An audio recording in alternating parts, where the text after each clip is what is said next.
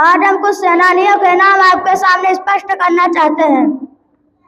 महान क्रांतिकारी रहमत अली शाह 1915 में फांसी के फंदे पर लटका दिए गए थे जब उनकी आयु सिर्फ 29 वर्ष थी।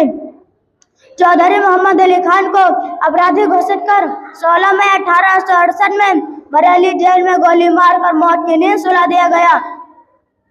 मौलाना कहरानवी रहमतुल्लाह अलैह 1857 में शामली लड़ाई के क्रांतिकारी थे और लगभग 40 वर्ष तक कौम की सेवा की।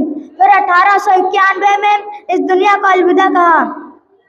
ऐसे ही हाफिज जामिल शहीद, मुजाहिद आज़ादी मौलाना रशीद अहमद गंगोही, मौलाना कासिम नौनातवी, हाफिज मोहम्मद इब्राहिम, रियासत करीम, अमानत अली, शराफत अली और इन जैसे हजारों शहीदों को हम नमन पेश करते हैं कि देश के जिम्मेदार नागरिक होने के नाते आज हम सभी ये संकल्प लेते हैं कि इन समस्याओं का समाधान करने का हर संभव प्रयास करेंगे और भारत को दुनिया का सर्वश्रेष्ठ देश बनाएंगे।